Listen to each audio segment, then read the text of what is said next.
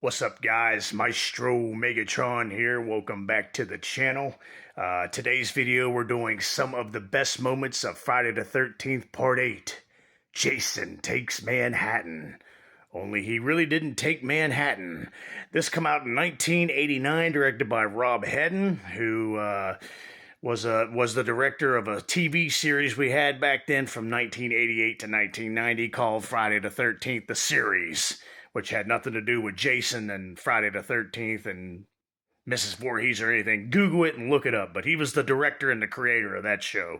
So they gave him the reins to direct Jason Takes Manhattan. And they only gave him so much budget to make Jason Takes Manhattan, to be in Manhattan.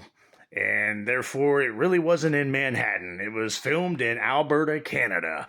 Only about 15 to 20 minutes of photo shoots were done actually in New York, Manhattan. So basically all we got, and I know you guys have seen the movie and you haven't, all we basically got was Jason on a cruise ship. Jason on a boat. This is where the Friday the 13th series gets really freaking stupid, in my personal opinion. I do watch this movie because I grew up with it in 1989 when it come out. So I do include it in the marathon, but there's some silly-ass bullshit going on in this movie. It stars Jensen Daggett as Rennie. Not a very good final girl. She's not the worst, but she's not good, and she's not the best either. Scott Reeves, which...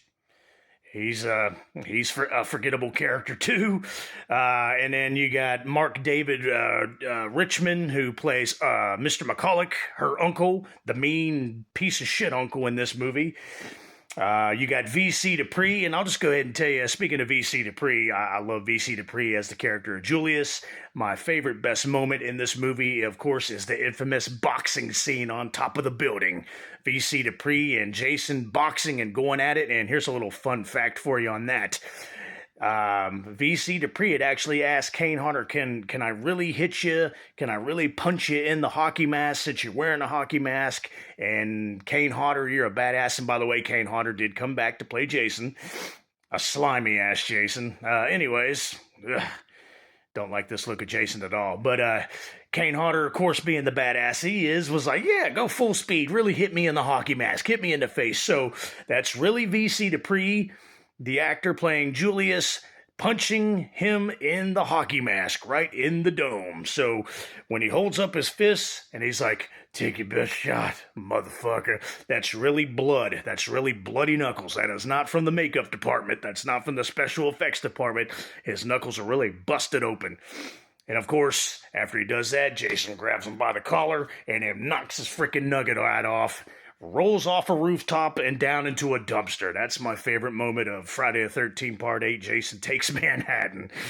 But yeah, there was only so much budget for the movie, so they had to basically film a vast majority, about 92% of it in Alberta, Canada. Another fun fact, the trailer that we got back then shows New York, the big city of New York. It's playing the New York, New York song. And then Jason turns around with a big-ass machete. And it's like, Jason takes Manhattan. He's not in Camp Crystal Lake anymore. So we were like, yeah, we were all fired up. He's going to be in New York now. We got an hour and 15 minutes of him being on a cruise ship. Only about 20 to 25 minutes of supposedly in New York, but it was Alberta, Canada. So, oh well. We got what we got. Some parts are fun. This is where Jason learns how to morph from place to place. If he can't catch you because he doesn't run, he'll morph. He'll morph from here and transfer over to there. He did it several times in this movie. The character of Rennie, like I said, she's not the best final girl. Pretty much forgettable. What's weird, her uncle, Mark Chapman, she's scared of the water, teaching her to swim, pushes her off a boat like the freaking asshole that he is, and apparently Jason has been down in the lake this whole time, not dead or drowned. He's been alive, and he grabs her leg as a child and pulls her under. You tell me. And she keeps getting visions of Jason as a child, keeps getting visions of Jason as a little kid, as a child, and Jason himself. I don't know if they were trying to, I don't know if Rob Hedden, the director, and the producers were trying to Maybe Mock Part 7 with Tina Shepard having the telekinetic powers, but let me tell you something, Rennie and Jensen Daggett was no Tina Shepard. She sure as hell wasn't no Lar Park Lincoln.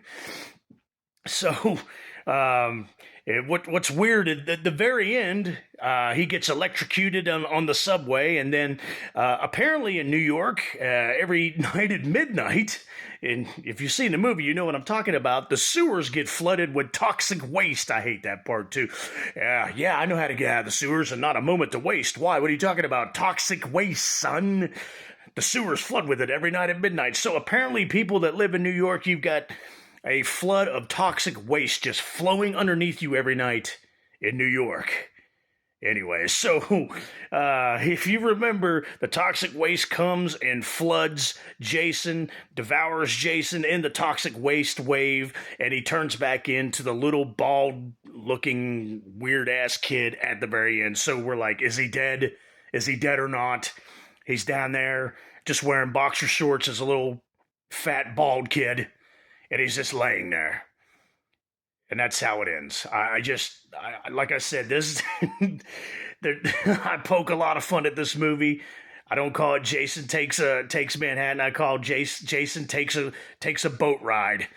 The beginning is absurd. The two people in the boat, Jim and his girlfriend, I can't remember her name, but anyways, the anchor of their boat at the beginning as they're going across Camp Crystal Lake, it's the only time we see Crystal Lake in this movie, it hits a power line that's charging up the cabin's powers to give them electricity in the camp, and it shocks and brings Jason back to life, who's still buried underneath the water, underneath the dock, where at the very end of Part 7, as you remember, John Shepard, Tina's father, comes up, wraps the chain around Jason, pulls him down, and comes back to life, and he's all slimy this time. You remember what I'm talking about, but comes and kills them and takes a boat ride to the big ship. It's a student class senior cruise ship graduation project party, and he finds the ship and he climbs up on it and kills everybody on the ship. A lot of these characters are very forgettable too, just like they were in Part 7. But I mean, if you like to see Jason killing people on a cruise ship, killing people on a dance floor in a cruise ship, it has Kelly Hu in it, early Kelly Hu, early in her career, but she gets strangled on the dance floor on the cruise ship and gets thrown down on the floor. Her stunt double really felt that thud, and you know what I'm talking about. But Rennie keeps having visions of Jason, even busts through a glass portal window in her cabin of the boat and grabs her by the throat, and she takes a pin, stabs it in his eye. Of course, blood doesn't come down, it's slime. I remember that part. That's a pretty cool moment too. But yeah, just like I said, come out in 1989.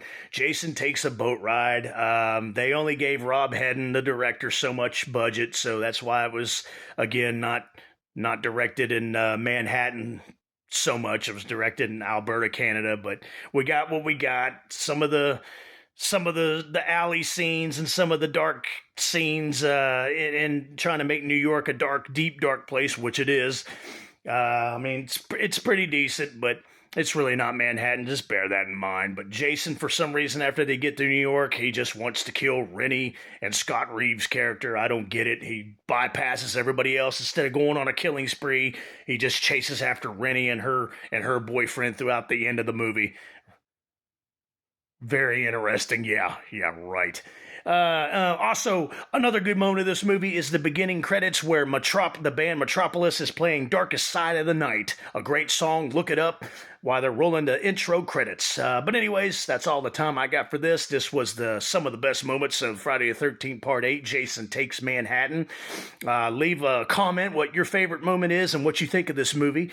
By the way, if you like this video, hit the thumbs up, smash the like button. If you love this video, subscribe to the channel. If you're in love with this video, become a member of the channel. Join the membership of the channel. Until then, I'll see you on the cruise ship until we get to Alberta, Canada, and pretend that it's Manhattan, and then we'll get chased by Jason, a slimy Jason. But don't worry, toxic waste turns him back into a fat, bald kid.